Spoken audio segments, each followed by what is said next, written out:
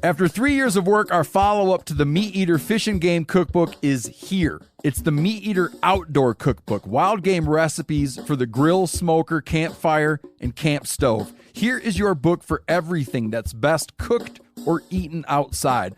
From grilling to open fire cooking to Dutch ovens to smokers to barbecue to backpacking meals to how to pull off the perfect fish fry, with pit stops along the way for lessons about Ice Age cooking methods and the best 5 ways to construct a cooking fire you can be proud of. And of course, we're focusing on wild game and fish here with over 100 recipes, including stuffed venison burgers 3 ways, wild duck with ahi verde sauce, a jerky made with cola, a gin and tonic made with fire-charred lemons, and grilled frog legs made with a sticky sweet sauce. This ain't your normal cookbook, so be prepared to be surprised. Get your copy now. For more info, visit themeateater.com or buy it wherever books are sold. Welcome to the Wired to Hunt podcast, your guide to the whitetail woods. Presented by First Light, creating proven, versatile hunting apparel for the stand, saddle, or blind. First Light, go farther, stay longer. And now, your host, Mark Kenyon. Welcome to the Wired to Hunt podcast. This week on the show, I'm joined by Tony Peterson to explore the art of making better decisions and creating more satisfying hunting experiences.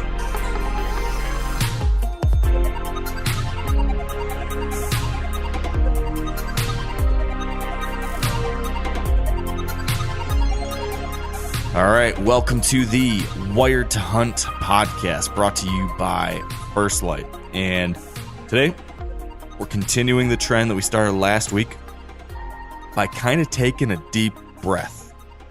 I want us to take a deep breath in, take a deep breath out, let our shoulders sag down, kind of shake off all of the work and thinking. And I don't know, we've been diving into a bunch of stuff this winter and spring. We spent a bunch of time talking about habitat. We dove deep into some conservation topics. We just came off of a full month of parenting discussions, and now we're in the summer, and I kind of want us to kind of shake everything off and get ready for the big push into hunting season. So what I've kind of been feeling this month is letting our hair down and just having a little fun. Last week we did that with Dan, catching up on things over the last 10 years, and today we've got my buddy, right-hand man, Tony Peterson, on to do the same thing. And Tony, I don't know if you know this, but I told Dan Johnson, our mutual friend, that this is our 10th year of the Wired Hunt podcast. We've entered the 10th season. Can you believe that? A decade of this thing. I actually kind of can't. Wow. That's kind of incredible. Yeah. So it's nuts. So 10 years of the podcast and 15 years of Wired to Hunt, since it was a website and stuff before that. So it's shocking to me how fast that's all gone. But part of what I did with Dan last week, and I think it might be interesting to chat with you a little bit about too, is to kind of look back on the past 10 years. And so that's something I'm going to ask you about in here in a second. But before that, Tony, I'm just thinking today, let's catch up a little bit. Let's talk through some of the stuff that's going on in our own lives as far as deer projects we've done this spring and summer, stuff we're going to be working on leading to the season, maybe talk through some of our plans in a little bit more detail. And then, I want to press you a little bit on a 10-year reflection too, if you're willing to do that. Are you game for all that?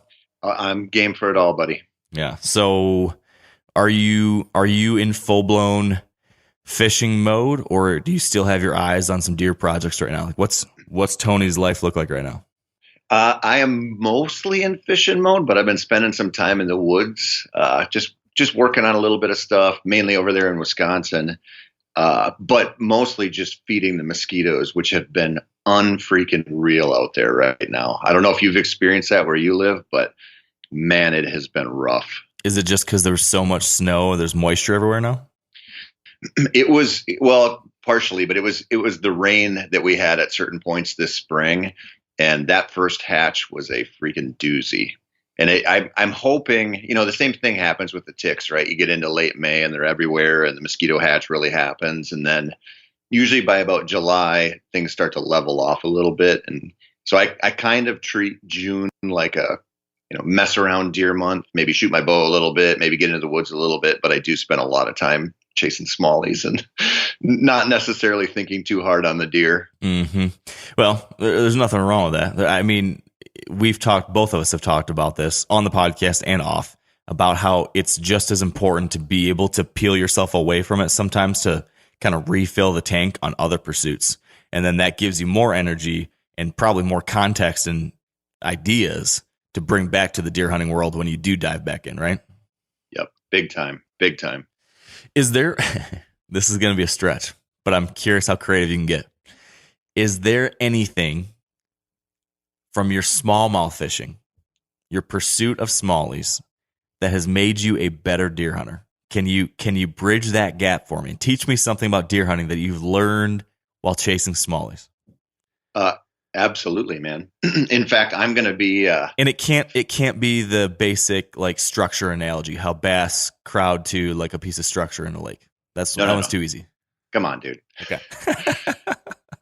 Well, okay. I'll give you an idea that I'm kind of really obsessed with right now for deer hunting. In fact, I did a foundations episode that was tied pretty tightly to it not that long ago.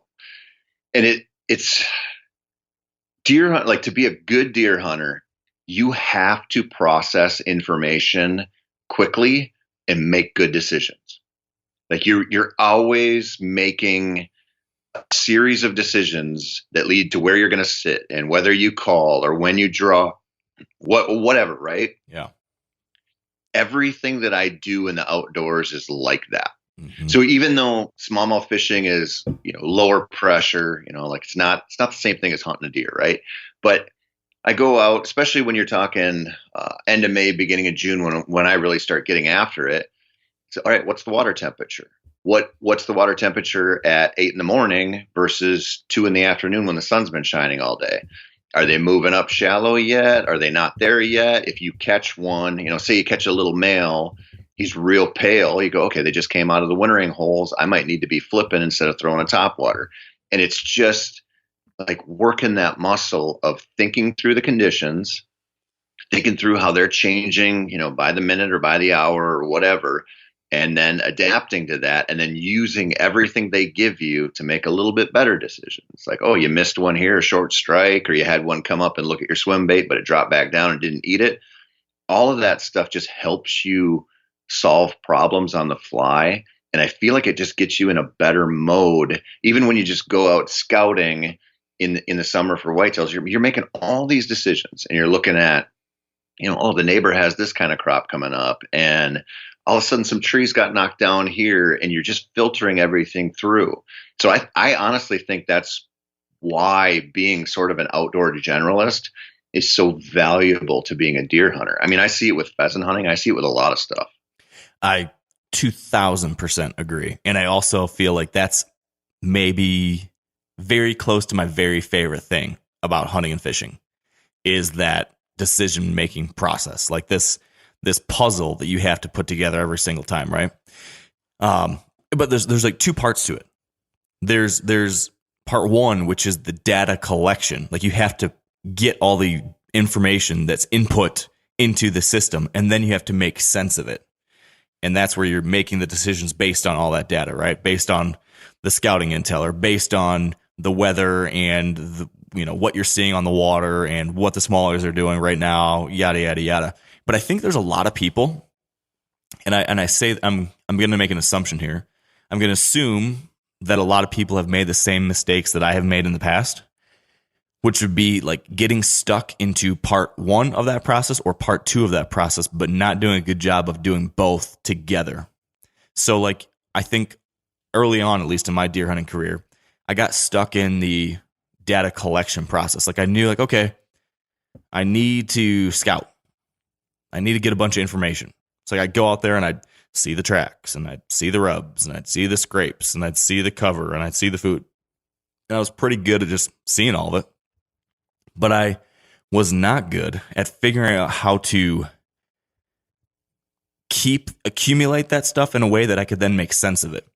So like you see a bunch of stuff, but then you never really do a good job of parsing through it and making decisions based on it, or understanding the bigger picture based on it. Do you know what I mean? Like, don't you think a lot of people, or maybe you at one point in your life, did a bunch of scouting that was basically worthless because you were just looking at stuff, but you weren't doing a good job of retaining it, noting it down, or using it well?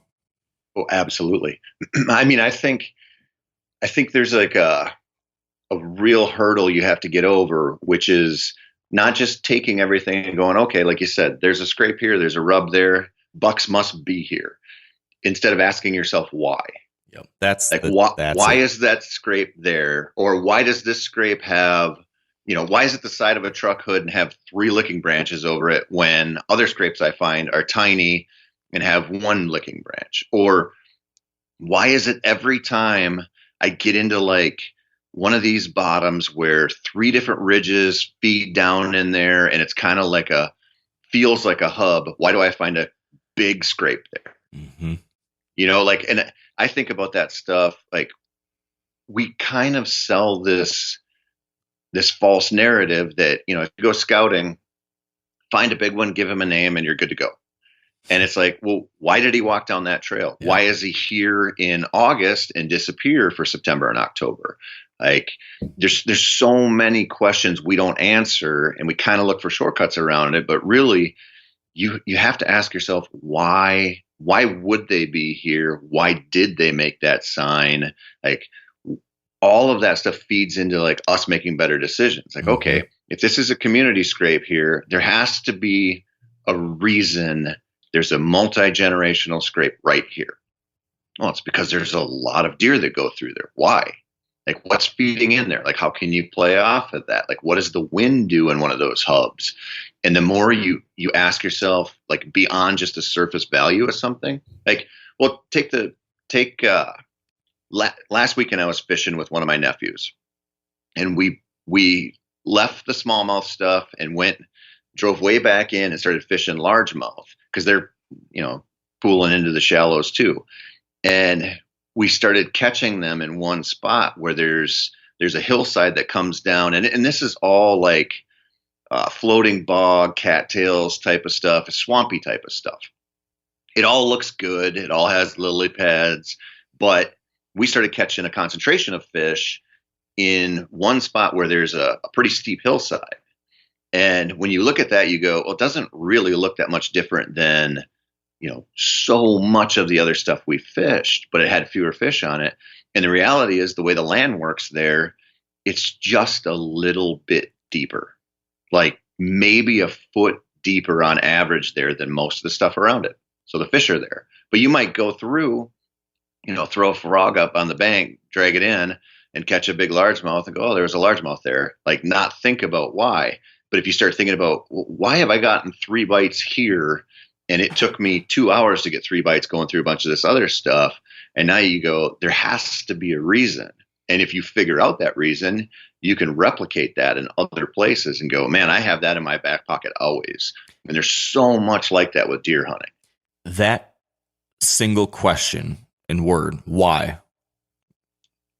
Question mark is like, that's the power. Like, that one thing I think is, I don't know if life-changing, but hunting and fishing life-changing. If you can learn to always ask that question at all parts of the process, you will get exponentially better. And it applies at the first part, like when you're collecting data and like trying to see, like, okay, all this, what am I seeing? What am I noting? What's happening here? Asking why. And then it also applies on the back half of the decision-making process when you're actually like, okay, what do I do? What's the right thing to do right now? Well, then you need to be asking, why would I think a deer would come through here? Or if you think this is a tree, well, should I hunt this tree or not? Well, okay, why would a deer come by this tree? Why would he not come by this tree? Why would this work right now? Why might this not work right now? Like, if you are constantly having that internal dialogue at each step in the process, whether you're turkey hunting or deer hunting or smallmouth bass fishing, you all of a sudden are forced to do like the second layer thinking that gets you to start understanding things and starts helping you make informed decisions versus just random decisions. We're like, well, screw it, I'll just sit here and see what happens. There's no randomness in nature. Everything happens for almost no randomness. Almost everything happens for a reason. And the more we can start identifying those, the much, much, much better we get as outdoors people. Big time. I mean, I think that's like the core tenet of why, people say, and I've said this, I'm sure you've said this, like the first time you sit a stand's the best, or the first time you saddle up in a spot's the best. And part of that is, the deer aren't used to you being there. They don't expect you in that spot. Like that's a big benefit. But part of it is you've made that decision based off of something right now. You're not going into that tried and true ladder stand that you've had up for 7 years where you're crossing your fingers and hoping they come by. You found something. You scouted, you saw, you observed something. There was something there that you said, I got to be there now. And it works out enough where it's a really viable strategy. Yeah. So this is a topic that is fascinating to me. Like a year or two ago, I did like a deep kind of wormhole dive, reading a bunch about different like decision-making theories and all sorts of different stuff like that. Because I kind of had the same thought that you're having, which is, at the core of this whole deer hunting thing, at the very like bottom of the whole thing is just like making good decisions. Like that's how you become a good deer hunter, is if you learn how to make a good decision in the moment or that day or that week that puts you in the right place based on all this data we've collected, all this information. Like that is what good deer hunters do. Whether they know it or not, that's the muscle that they're using, that decision-making muscle. So I started, go ahead. Oh, I was just going to say for sure, but it's also those people learn really quickly to shrug off the bad decisions because they make those all the time too. Yeah. So here's my question though. One of the things as I was going into this whole decision-making world that I found very applicable and hard to figure out, or one of the challenges of making good decisions in the context of hunting or fishing, is this this kind of cognitive pitfall that humans have a lot, which is being fooled by randomness. So like something will happen and we say, why did that happen? And we apply, we essentially make a rule of a single thing. So by that, I mean, you're out there hunting in the woods, you see a buck cruise across 100 yards out, and you say, well, man, if that buck did that, I should go and hunt that spot because that buck just did that.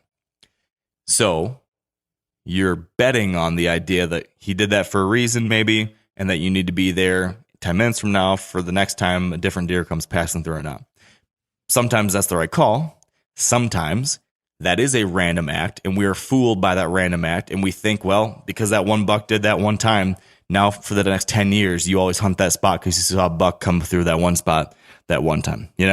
I'm sure there's a lot of people that have got that tree stand that, man, in 1997, I killed a buck here, and he was a giant, so I'm always going to keep hunting this spot because, man, that was a good spot. So there's this risk of being fooled by randomness that then can skew your decision-making. So what I'm trying to get at here, Tony, is how do you think about that? Have you dealt with that? Is that something you think about at all? And how do you try to wrestle with this risk of, okay, am I making a decision here based on what could be a random thing? Or is there actually a better reason, more solid reason that I can feel like this is actually something worth acting on? I would say in that specific example where you see a buck do something, I don't feel like I'm going to assign a whole lot of randomness to it. I feel like there's quite a bit of value in observing a buck do something. And yeah, I mean, it might be so like conditionally dependent that it just doesn't happen very often. Seeing a buck run across an open pasture like September 20th, you're like, I don't know. Who knows, right? Could have been a coyote, could have been something else. But seeing that same buck do something like that on November 7th carries more weight. So again, you got to filter that through. But I would say where we run into a lot of danger with using one-off bits of information to draw big conclusions is like trail camera usage, man, where you get that little glimpse and you're like, oh, I've had 3 bucks this week and they're all at night, so they must be nocturnal.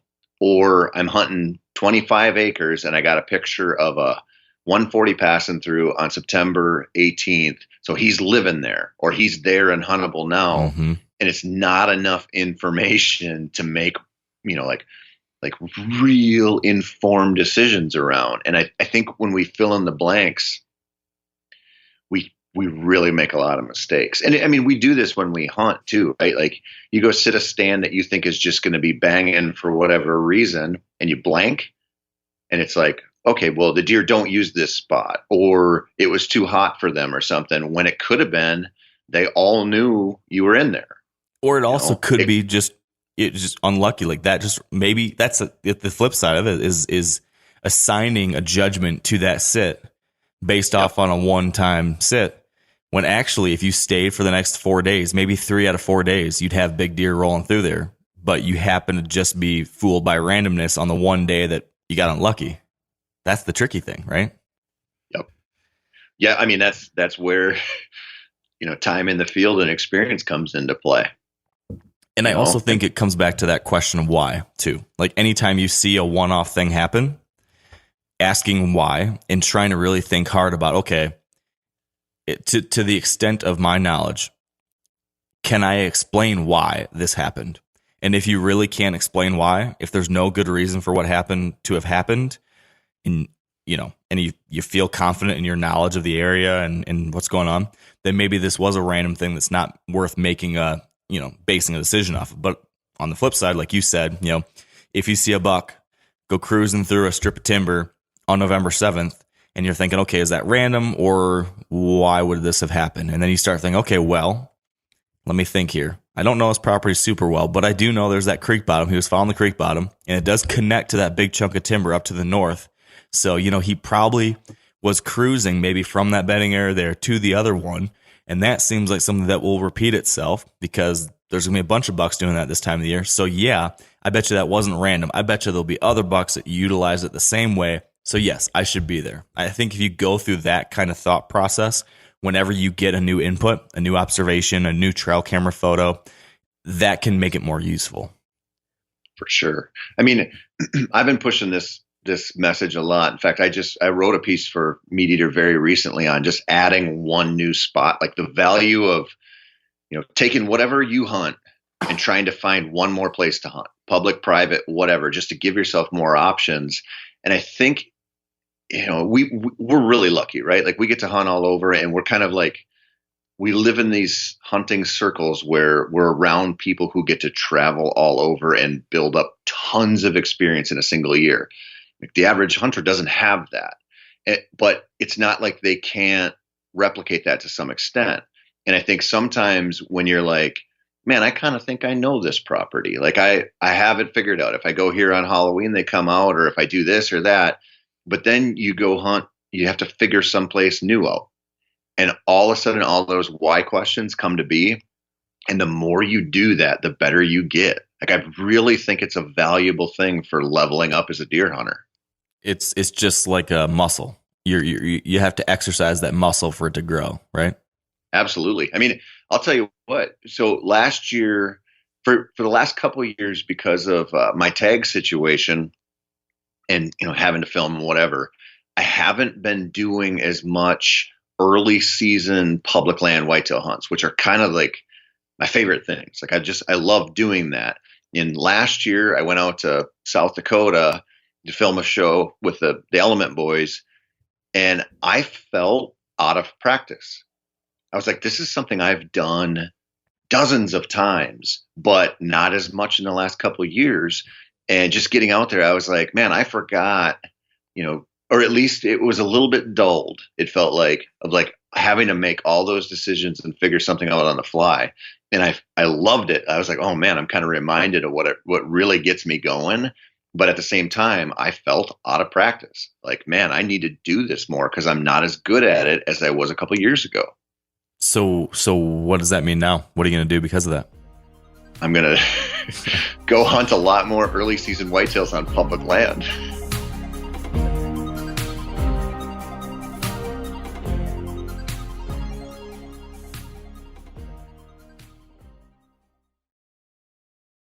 After 3 years of work, our follow-up to the Meat Eater Fish and Game Cookbook is here. It's the Meat Eater Outdoor Cookbook, wild game recipes for the grill, smoker, campfire, and camp stove. Here is your book for everything that's best cooked or eaten outside, from grilling to open fire cooking to Dutch ovens to smokers to barbecue to backpacking meals to how to pull off the perfect fish fry, with pit stops along the way for lessons about Ice Age cooking methods and the best 5 ways to construct a cooking fire you can be proud of. And of course, we're focusing on wild game and fish here with over 100 recipes, including stuffed venison burgers 3 ways, wild duck with ahi verde sauce, a jerky made with cola, a gin and tonic made with fire-charred lemons, and grilled frog legs made with a sticky sweet sauce. This ain't your normal cookbook, so be prepared to be surprised. Get your copy now. For more info, visit themeateater.com or buy it wherever books are sold. Where are you going this year for that? Do you know? I'm kind of in limbo right now because I'm waiting to see if I draw Iowa. I don't know if I will, but that will color my fall quite a bit. But after hunting turkeys down in Nebraska, I'm like, I got to go back down there, provided I can get a tag when they go on sale. I really want to do that. And if I can't, I'm probably going to go do something in North Dakota right around the opener. And then I'm hunting Minnesota. This is going to be private, but I'm hunting a new place in the mid-September, and just kind of getting back to chasing those deer, 6 weeks before the rut, 8 weeks before the rut, and I cannot wait. Mm-hmm. Yeah, that is fun stuff. I love that time of year too. So, it's so fun. So what else are you working on right now in preparation for that or anything else? You mentioned you've been doing some Wisconsin stuff. Is that scouting or prepping on those properties that you own, or what are you doing on that front? A little of both. I'm working on the properties I own for my daughters, and plus I drew a bear tag over there and so did one of my daughters. So I'm kind of getting some stuff ready for that. But I'm also looking at some of that public land I like to hunt over there and kind of taking stock of the deer population and just starting to poke around a little bit and see what I'm going to be dealing with this fall. And other than the bugs, it feels really good to get out there. Yeah. So I'm excited to hear about your Wisconsin scouting, since I'm going to piggyback off you a little bit this year, I think. As you know, are you ready to shoot a forky? Yeah, for sure. Good. I broke that seal a couple of years ago down in Alabama, so I'm on that train in the right situation. Yeah, man. I mean, I'm very excited for, speaking of early season trips, my big early season trip this year is going to be this kind of upper Great Lakes road trip. And the idea I had was kind of breaking away a little bit from the standard deer trip that we take a lot of time, and I think a lot of people do, is, and I don't know if you feel this way, Tony, but I think you probably have had moments where you feel like this sometimes. It seems like sometimes we go on these trips and it feels like a military operation, in that we have this goal, we have this period of time, and we have to go into this new zone and break it down and attack it with a mission focus. And, nothing is more important than achieving the goal. So you just got to go, and you just got to kill the deer, and you're after a big deer or whatever. And it feels very, I don't know, maybe you're better at this than I am, but I have a hard time separating the experience from that goal when I do it that way. I'm just so focused. I'm trying to get away from that at least some of the time and do more things just for the experience. And I did some of this last year. I made some of my decisions about where I was going, based on I just like the place. I just like being out there. And I'm taking that one step further this year by doing this Upper Great Lakes thing, where I'm going to do a trip that's not just about killing a big deer. So what I want to do, and thank you for helping me kind of think through some of this the other day and pitch some ideas to me about what places I might be able to do it. I'm going to do a road trip up through, and I think I might even go up through the UP of Michigan and hit the Upper Peninsula of Michigan, northern Wisconsin, and northern Minnesota, and kind of showcase and experience for myself everything that the the wildest parts of my home region, the Great Lakes region, has to offer. So I want to do some grouse hunting. I want to do some brook trout fishing. I want to do some fishing for smallies and pike. And then I want to hunt deer. And I'm going to camp, and I'm going to canoe, and I'm going to hear some loons, see some moose maybe, and, you know, just feel that whole vibe. You know what I mean? Oh, big time, dude. I feel like I'm so proud of you. I feel like you're growing up, Mark. It's taken a while. Dude, it's tough, man. You go through phases in this where the antlers are so important, and you put a lot of pressure on yourself to kill big ones. And after a while, you kind of get to the point where you're like, that's not actually why I want to be out there. Yeah. Like that's a motivator to some extent in some situations. But when you start to see those places like the big woods, like, I don't know what it is, you know, what you're talking about there, that is not hardly anyone's dream deer trip because it's just not a good strategy to kill big deer easily. Yeah. Like but it's the same thing. This is one of the things that drives me so nuts about this resident, non-resident fighting right now, and how difficult it's getting to get elk tags if you don't live out west. It's like, yeah, everybody wants to shoot an elk. They're delicious. It's pretty freaking cool to walk up on a bull you killed or a cow or whatever. But the main thing about elk hunting is getting up into the mountains and camping and being there. Yeah. You know, and I know you could go do that and bird watch or trout fish or whatever, but for most people, that's not, you know, enough of a carrot to drive, you know, 1,000 miles or 2,000 miles and do it. Like there has to be something real tangible at stake, but it's like tied to so much more than just killing an elk. Yeah, and that's the way the big woods is. Like that trip you're talking about. I hope you go kill 3 forkies in a row and catch a bunch of trout and just enjoy it, because that setting is so badass. Even if you know the northern third of any of those states you mentioned really aren't conducive to going out and having, you know, super productive deer hunts. It's just so worth being there.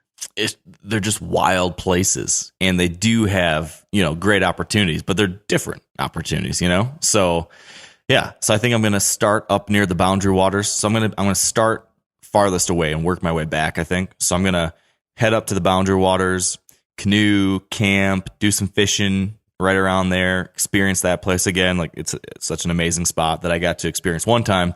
I want more of that. So I'm going to start there and then do a little grouse hunting outside of that zone, and then work my way southeast into Wisconsin, do a little deer hunting in some of these areas that you've been kind enough to kind of point me towards, and maybe hit some brook trout, little streams and stuff.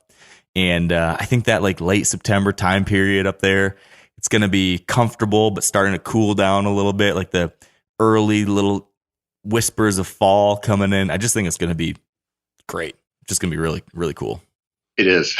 You're going to have a blast. Yeah. I wish you could join me. I know you've got another thing going on, but it would have been a good opportunity for us to celebrate our home turf a little bit. You know, I might, when you make it to Wisconsin, I might be able to make it over there for a couple days. And I don't know if I can help you get on a deer, but I bet I can help you catch some brook trout or maybe shoot a grouse. Hey, that's going to be all part of it. And what's also nice about this trip is it's just like when I turn to doe hunting mode back home. Like it's a totally different kind of feeling and experience when you're going out just to hunt for does. It's freeing in some kind of way. I don't know if you feel this way, but I've really come to love like antlerless specific hunts. It just feels like, man, it's a more target rich environment. It's a different level of excitement. I don't know why.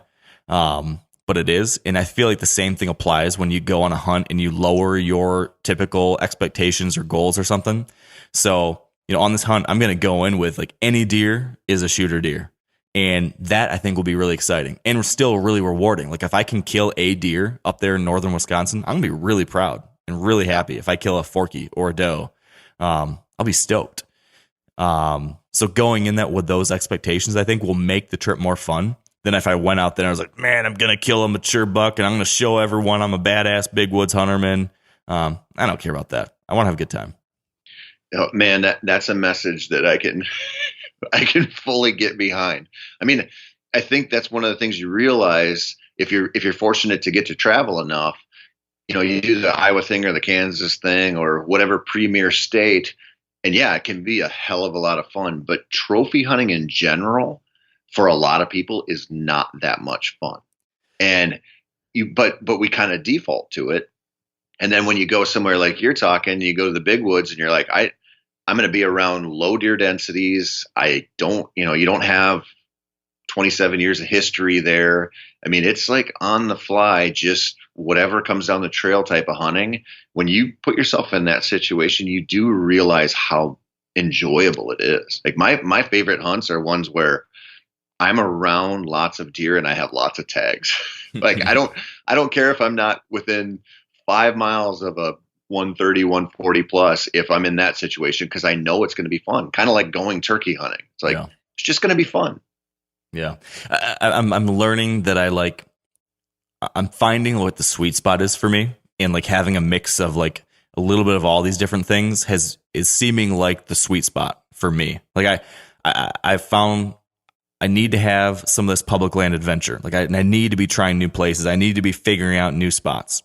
I need to have some of this just experience stuff. Like I'm going somewhere not because it's a big deer spot, but because it's this kind of trip like I just described. But I also know that I do like to still travel to some places where I'm just going to see deer doing deer things and see mature bucks doing mature buck things that I just don't get to see often back home. Like I love going to that kind of place. So I still want to have like an Iowa or a Kansas or a Illinois or something on the trip, planned every year if I can, because that's a cool experience. But I don't need that the whole time. And then I also need, or I enjoy getting to have the local thing too, where like I have spots I've hunted forever and I know the area and I know the deer and I've had like history there. I really enjoy that thing too. But I wouldn't want to have just one of those. Like I like having the diversity of experience, and I recognize that we're like very privileged that we have the time to do that. Not everyone can do that. But for whatever it's worth, I found like, and this has been a theme you and I have talked about the last couple of years, like having a diversity in your set of experiences makes you better, and it ends up being a lot more fun. Yep. Well, and what we don't talk about there is, so much of deer hunting and deer hunting advice is structured around making it easier. Like it's all a promise of easier, but easy doesn't necessarily make it more fun. Mm-hmm. Like sometimes, every once in a while, a gift buck is awesome, right? Like sometimes you need that slump buster and he comes down the trail and it's awesome. Yeah. But overall, you find that you get more out of it sometimes when you put yourself in those new situations and you have to figure it out and work towards something instead of going someplace where you don't have to think about it at all. You're like, well, I go here and sit here, or I sit here because it's October. And, that's kind of like antithetic to lots of deer hunting advice. But once you do it, you realize like, man, it is pretty dang fun to have to figure out something, even if it's just, leaving your home farm and going to still hunt the public land down the road, like with low expectations. Like it's a different thing. And that variety is pretty beneficial to us mentally. Yeah. It's like there needs to be like a whole different set of ideas for, if the old way has always been like, how do you make deer hunting easier? Like how to make it easier to kill deer. There could almost be a whole new set of ideas for how to make deer hunting like more satisfying or more fulfilling or something. Like there's a whole nother set of ideas for that side of the equation, I think, that are worth talking about. Oh, for sure. So kind of on that line of thinking, and speaking of northern Great Lakes, I don't think I've talked to you about this. I briefly previewed this for Dan, but I'm also working on another thing for this coming season that's going to be very fulfilling, but also not likely to lead to any kind of big deer thing. But we have been like doubling down on our family deer camp up in northern Michigan, and have but have started like the biggest habitat thing we've ever done up there. So I'm very, very excited to see what comes of all that. It's a 40-acre piece, half of it's swamp. That's basically like you can't do anything with it. So it is what it is, a big, thick, nasty swamp, which is great. And then a quarter of it is like where our cabin is and where like the just kind of what used to be an old field. It's now overgrown. There's an old pine stand. There's just this like kind of like the living area. But then there's this other quarter. So it's like about a 10-acre section to the south. I guess this would be the the southeast corner of the property. And that has been like a zone that has screamed out to me for years as having like potential. Like it's far enough away from the cabin that it's huntable and you can do stuff there without people blowing it up while they're at the cabin. It's also like accessible to do some kind of habitat work on. It's not so wet that you couldn't make improvements, but it's also like a little bit of a deer desert, or has been a deer desert, because what used to be there has all matured. So there was a big open field that used to be like one of the main edge, opportunities for edge habitat. And there used to be a lot of deer that moved through here out of the swamp, coming to this field and feeding, transitioning out to other properties. And then there was about a 7-acre-ish pine stand, I guess, that has now matured into now like it's like a black hole. You go into it and it's just, there's zero, literally zero understory. It's just pine needles on the ground and big dark pine trees and hemlocks overhead, and nothing uses it. Every once in a while deer will travel through it, but there's no bedding, there's no feeding, there's no grouse, there's no turkeys, there's nothing in there. And so for years I was like, man, we got to do something with this and try to make this area better. And then that field that I mentioned, that completely overgrew.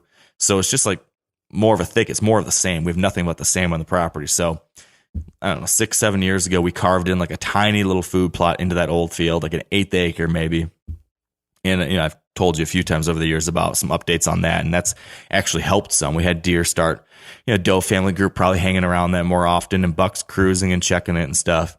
But this year we brought in some help. A guy named Kyle Perry came in with some bigger equipment that I don't have to help me actually cut down and push out and significantly expand that food plot from what was like an 1/8 acre to about an acre. So that's like a pretty darn big, substantial, in the timber big woods food plot now. And then carved in like 5 like wildlife openings within that stand of pines. So what was a 7-acre stand of monoculture pines, 0 understory, now we've got 5 different openings pocketed throughout there, where there's now all this sun coming down, there's treetops scattered all over the place. So we have all this new structure, all this new deer level cover, and hopefully by now a lot of new green growth now popping in where that sunlight is. So it went from like a 10-acre dead zone to, I think now it's going to be a 10-acre hotspot that I'm really excited to see how that comes along throughout the year. Can I ask you something about that pine desert there? Yeah. Were you hesitant to do that just because it looks good? Because, dude, that pine desert situation happens in a lot of places, and people love seeing that big stand of pines, but it is totally worthless. Once it's like a certain level of growth, totally worthless for deer, like you said, but it looks good. Like, did you look at it and go, man, I don't know if we should be knocking those trees down? Man, I a little bit. There were definitely moments, and I think my grandfather had that feeling, back in the day. I think that was where he was at with it. And so this was something that happened, after his time. But I think you're right. It is easy to be wooed by like the park look, just that pretty open. But if you can see all the way across a 300-yard area in the woods, that's not great for wildlife. They don't like that. And so yeah, that was a little bit of a thing. And we still, there's some impressive big mature trees in there that I didn't want to touch. So like we didn't take any of like the big kind of like legacy trees. There's a few in there like, man, this tree's been here a long, long, long time, and kept those around, I guess, for sentimental reasons. But there's a lot of stuff. There's kind of like scrubby, crappy pines and stuff in there, and hemlocks that, weren't doing anything for wildlife. And I think we're able to, maintain a lot of the value that those mature pines did provide for thermal cover, while also adding this new early successional habitat alongside of it. So I'm hoping it will be, good bedding now, small opportunities for feeding, a spot they're going to travel through more often, and then transition towards this great big food plot I have now deep in the timber that's going to be a bang up food source that's very unique, right? There's no ag in the area, so they're not used to having, a nice big opportunity for good high quality food. And that'll be a hub. And I'm kind of setting it up to be like a spot for my dad and my sons to have good hunting opportunities. So I want to be able to go up to our family deer camp and have the whole family thing, like do the thing that I love so much, be at this place that built me, this place where I learned to hunt and fish. I want to be able to spend time up there in this place I love, and also still have an opportunity that my dad can kill a deer, my kids can see deer when they're up there. Because for the past, 20 years, I've been going up there because I love the place, but not expecting to shoot anything. I'd love it if we could have the expectation of hunting success and the fun of being there too, Yeah.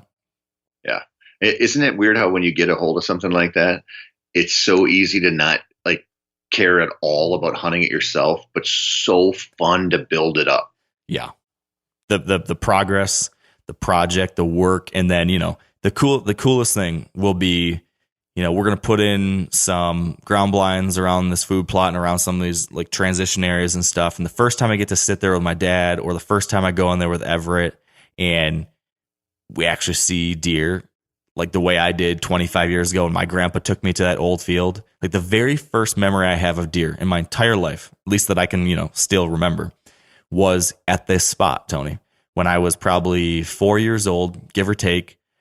My grandpa took me to the edge of this field, and we sat in his old blind that he hunted forever. And at this point, the field was pretty wide open and deer would come out there and feed and stuff. And it was in the summer. And he brought this would have been like 1990 or something like that.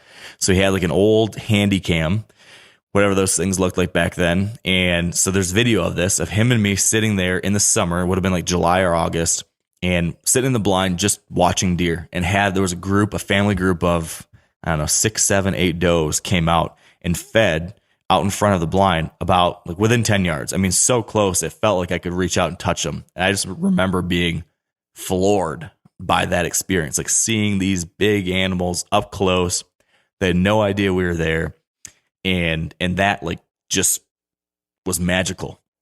And so to be able to go back to this same exact place that in the subsequent, 30 years has become a place where, you'll never see any deer, to now, if I could go out there and sit with my son when he's 5 years old in that same place, right near where my grandpa's old blind was, and to have him see 6 or 7 deer come out and have him have a magical experience there too. Like, what an incredible full circle moment that'll be. I'm really, really hoping that all comes together.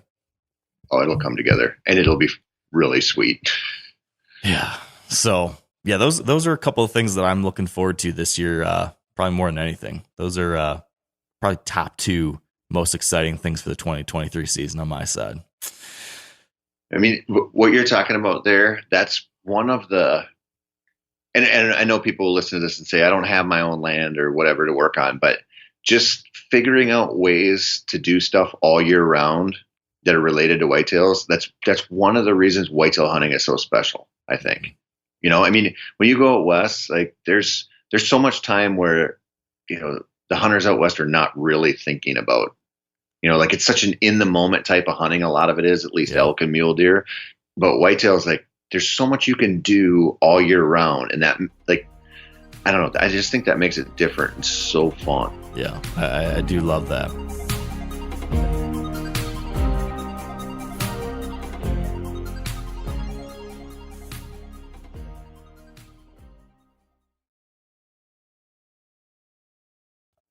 I want to take a hard pivot here real quick though. Unless you've got anything else you want to follow up on that. I wanted to spin and grill you on one thing before we wrap up this episode. Go nuts, man. All right. So and this kind of relates to a lot of what we talked about, because I think almost the theme of where we've been going with this is kind of this evolution as hunters, and learning to appreciate different things, learning to make better decisions, learning to value different parts of the hunt, right? Last week with Dan, we were talking about this last 10 years and the 10 years of the Wired Hunt podcast. And what we did for that one prior to is we listened to the very first podcast that Dan and I ever recorded together.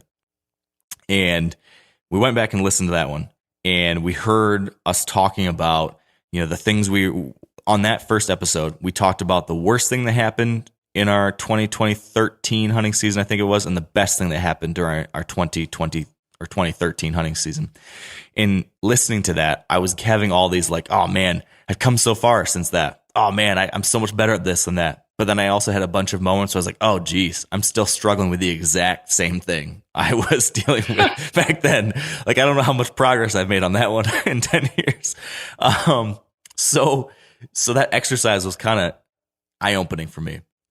I want to put you through that exercise. I'm curious, if you were to look back on this last decade, Tony, if you could kind of rewind and play the movie of your last 10 years as a deer hunter, what would you say has been your greatest area of growth?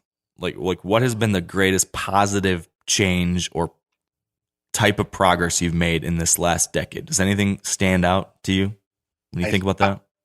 Absolutely. I think it's just my patience level as a hunter.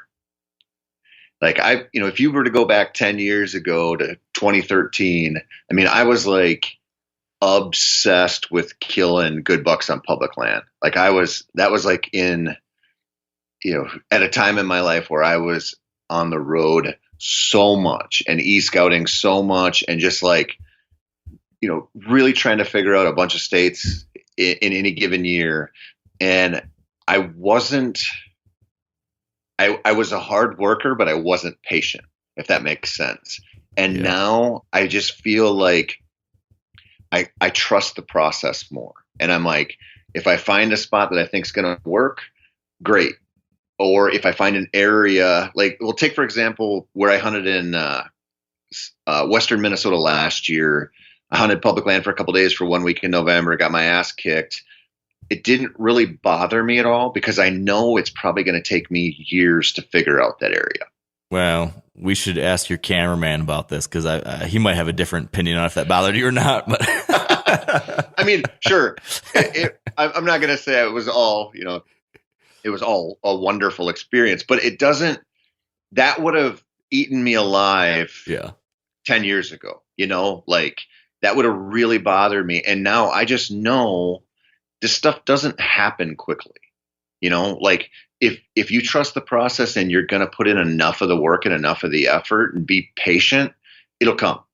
Like you'll get there. And it's a hard, like, so I guess I would say, like, in addition to that, kind of like, or complementary to that would just be like embracing the long game more. Stop being so short-sighted and thinking like everything has to happen for me now. And just understanding that if my inputs are right, eventually I'm going to get that reward that I want. And that's like a hard place to get to, man. It's really easy to get super frustrated in the moment and wonder why you're doing it wrong or why, you have a bad week or a bad 3 weeks of the season or a bad season. But man, it's just, if you're putting in the effort, it's going to break the right way for you eventually. And if you know that, it's just like mentally so much easier to handle this whole thing. Yeah, I think a lot of that must come with experience, right? Like early on in our deer hunting journey, there's so many questions like, is this not going right because I'm an idiot? Is this not going right because I don't know what I'm doing? Am I doing the wrong thing? Am I totally off base? Am I totally lost? But at some point, I think we develop a level of confidence in our skill set or our process. And, where you're at and where I feel like I'm at now, like I now can find myself in a situation like that where things aren't going right. And you'll have that like initial, like, shit, what's going on? Why isn't this happening? But I can ground myself back in the, all right, man, trust the process. Your logic here is good. Your plan is good. You know why this should work. You're here for the right reason, or you've got the right process in place. Trust this thing, trust the process, ride it out, adjust as needed, but trust your experience and know that, like you said, this is a long game. Sometimes that's in the matter of a week, or sometimes that's in the matter of a season, but you do need to eventually learn to trust like the foundations of your plan. Well, and I would say it goes way beyond even that time frame. I mean, when you look at what it takes, most people, who don't have just an unbelievable spot or really good mentors, it might be 10 years before they kill their first Pope and Young buck. Like, I don't think that would be uncommon at all. And so you just have to embrace that reality. Is like, this is not an easy thing that we do. We try to make it look easy, and we try to sell around, the idea that we can make it easier for people, and maybe you can a little bit, but for most people, it is like a long game.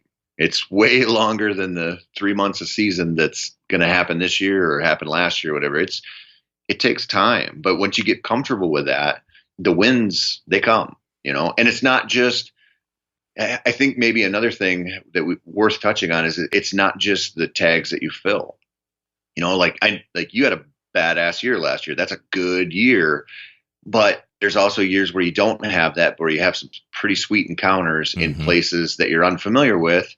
Those are big wins too. They don't look as good on social media, but in reality, like for your personal journey, they're pretty sweet. They're like pretty good wins, even though they don't, we don't kind of measure them the same way. But I think personally, we kind of should. Yeah. So much of my progress and just like learning to, like last year, talking through trying to, better enjoy the whole thing. It's just getting away from valuing that dead deer on the ground as the only thing you're chasing. And instead placing value on the encounters, placing value on those learning moments, placing value on that, breakfast with your buddies after the hunt. Like all of that stuff makes for a great season 2. If you can remove yourself from the tunnel vision of like, gotta have a big buck, gotta have a big buck, gotta have a big buck, Yeah. Oh man. And I would take that a step further too and say, once you start to get into that kind of mode where you tamp down those thoughts of having to kill a big one and the pressure that goes with it, and just accepting the process, and like, I'm going to try this today because I think they're going to be here, and I'm going to try this tomorrow, or I have my vacation days lined out, and just really allowing yourself to go from the non-deer hunting BS in life, which is heavy, to checking out mostly and being in that space. Like, I know that probably sounds dumb, but man, I don't know if you feel this or not, but let's say if I go on like a 5-day hunt somewhere, I feel like the first day is me like unplugging from the matrix and like finding this other world. And then if you can really kind of immerse yourself in that, it's freaking awesome. You wake up and you're like, all I have to do today is think about deer. Like all I have to do today is think about what stand I'm going to be in, or if I'm going to, do a little scouting at midday and move, or what, like, when you start reducing it down to that, it becomes a lot more enjoyable. And I know it probably sounds crazy, but like when I do hunts like that and I come home, it takes me like a day to acclimate to being back into like dad life again. Yeah. And you really see that if you go out west and you do like that 10, 12-day elk hunt where, your life is like shrunk down to this, task in this really cool setting. And getting back into the real world and dealing with traffic and taking the kids to all their sports and all that stuff, it's like you feel this palpable difference in like you're like being. You're like, man, I was that thing. Now I'm back to this thing. And getting into that mindset and that way of being is real important. And it's hard. So true. So true. So speaking of challenges then, if you were to look back on the last 10 years and think back on the biggest thing that you are still struggling with. So we just talked about the area of your greatest growth. What would you say is the thing that, man, over the last 10 years, you still haven't figured out, or you still have struggles you are still working on? You still have that thing that you have not quite conquered. Can you think of anything there? Oh man. Yeah. Being happy with myself. I mean, you and I, you don't know this, but you helped me a lot. I think it was probably last year where I don't remember, we were talking about hunt planning or some of the content we were going to make or something. And I was stressing out about not doing enough public land hunts and felt like I needed to be out there just grinding away on public land. And you said to me, you're like, you don't have anything left to prove, dude. Like, do what you want. And I think about this all the time and I'm sure a lot of people listening to this, do this where, you're your own worst critic, right? Like nobody's harder on us than ourselves, right? Yeah. And it's so easy for me if I were to think back to the last 10 years, in my head, it's not a highlight reel. I'm not like, oh, I killed that big buck here and I killed that one there. I'm always like, oh, I screwed up on this one and I blanked there. And it's just a default to the negative. Mm-hmm. And that's a hard thing to deal with. And I think we all do that. Like, I think generally we're all dealing with more stress and anxiety and issues than we outwardly project a lot of times. And that bleeds into everything. And so for me, one of the things that I try to look at and work on is like, just do this in a way that makes you feel good. Forget everything else. Just like try to go find the joy in this every time you can, whether it's, me hunting somewhere for myself or hunting for a project or taking my kids. Just like try to get into a good place with it always, because I know I'm going to default to thinking I'm the worst deer hunter ever and I've missed so many deer, and at any given point I feel like I have no idea what I'm doing, and I'll like focus on that, and it's so dumb. It's so hard to get over. Yeah. But that is like that's the trick. Like to get past that is the thing that changes it all, I think. I mean, we've talked about this a lot the last couple of years. I've dealt with the same thing. And when you have those moments where you transcend that inner voice of that inner critic, when you transcend that and you can just focus on the good and the experience and the fun and all that, man, like then you're like, geez, this makes sense. This is why I love this thing so much. This is why I'm amped to wake up at 4 a.m. to go do the thing. Like that's why we want to do this stuff all year round, is because of all this good stuff. And it's so silly to ever let ourselves, make it miserable because of some inner expectation or worry about outside critics or anything, even though it's human nature to do it. But yeah, like that, just not ever losing the joy of it. Like that, if 10 years ago when I started this podcast, my goal with the podcast was like to make us better deer hunters, my goal now is like to reclaim the joy of it all. Because I think that's the shit that matters. Yeah, dude, I think it's like being willing to put in the commensurate work, like the work necessary, without like introducing the pressure that can go along with it. Mm-hmm. Like, I think it's like understanding the effort. I mean, I'll give you an example. I love to pheasant hunt. I'm big into the dogs. Like one of my favorite things in the world to do is just follow my labs around on public land somewhere and try to shoot some roosters. Like, I love it. And I know if I relax, especially if I'm hunting by myself and I'm not worried about somebody else and their dogs, if I'm just by myself, I know if I relax and I go, dogs, show me where they are, and I don't push it too fast, and I don't care if I get my 2-bird limit or 3-bird limit or whatever, if I'm just like, I'm going to follow along behind them and let them show me where the birds are. Those roosters are in trouble, man. Like, there's almost always a limit out there that's going to get up close enough. Mm-hmm. But if you get out there and you're like, I got to get my limit today. Like, we got to just cover as much ground as possible. You walk past birds, you rush your shots, you make dumb decisions because of that pressure. And if you can just learn to go, I got to let some of that shit go and just enjoy it and slow down and be a little more patient, man, good things happen. It's just hard to learn and hard to force yourself to do.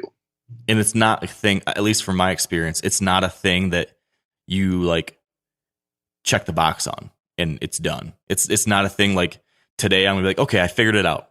Now I know, and it's always gonna be great. I think this is like every single time you go out, you will have to like kind of work through this thing, right? Or often. Oh, absolutely. This is like a lifelong process of learning to get a little bit better at this. Absolutely. I mean, I say this a lot, but like, happiness is a moving target. Like, a lot of this stuff is a moving target. Yeah. Like, it's when you hit it today, it doesn't mean it doesn't mean you're good for tomorrow. Mm-hmm. But it's a mindset thing, and it's how you look at this stuff. And when you just learn to treat it that way and understand, like, Mother Nature is going to deliver, man. Like, if you put in the work to earn it, and you keep your head about you're going to get your chances. Like, you're going to have those experiences that make you want to come back for more. But man, it can be easy to spiral. That is true. And it's not worth it. Like all the silly things we put on ourselves that stress us out, it's not worth stealing the joy out of this just incredible thing we have here. To be able to hunt or fish, get out in either your backyard or a beautiful farm or the mountains or the plains. Like, God, it's so good. It's we're just so lucky to ever not enjoy it is a shame. Oh, big time, man. Big time. Well, I feel like this is a good place to wrap it up. I think I feel like we hit on something that resonates with me at least, and hopefully with others. And it's a great kicking off point for the rest of the year, I think, because we're going to move into, here pretty soon, midsummer. It's time to really gear up and get ready for the big opening day and all that stuff. And I think we're all going to be, getting pretty hyped up. We're going to be shooting our bows. We're going to be getting the cameras out there. We're going to see the target bucks. We're going to be scouting the new spots, putting the last minute tree stands, whatever. Like, it's about to get serious. And we can't forget this thing we're talking about today. We can't let ourselves get carried away when we get that giant buck on trail camera and get all obsessed and then get crazy as we get into September and October. I think we got to keep coming back to this set of ideas here today. And if we can do that, I think that's a recipe for a great hunting season. Totally agree, buddy. All right, man.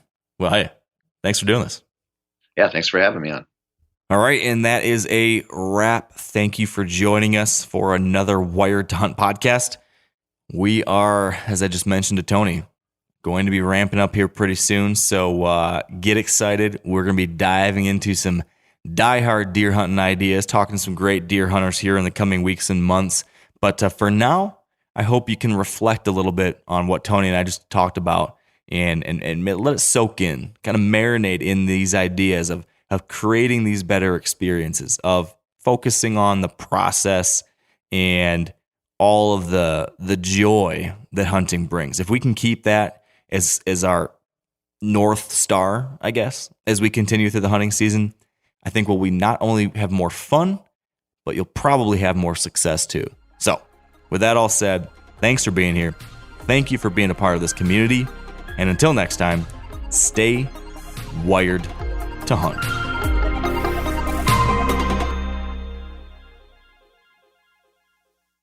After 3 years of work, our follow-up to the Meat Eater Fish and Game Cookbook is here. It's the Meat Eater Outdoor Cookbook, wild game recipes for the grill, smoker, campfire, and camp stove. Here is your book for everything that's best cooked or eaten outside.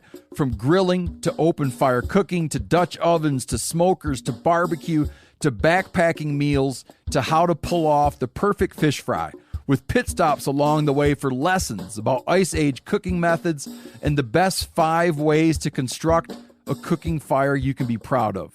And of course, we're focusing on wild game and fish here with over 100 recipes, including stuffed venison burgers 3 ways, wild duck with ahi verde sauce, a jerky made with cola, a gin and tonic made with fire-charred lemons, and grilled frog legs made with a sticky sweet sauce. This ain't your normal cookbook, so be prepared to be surprised. Get your copy now.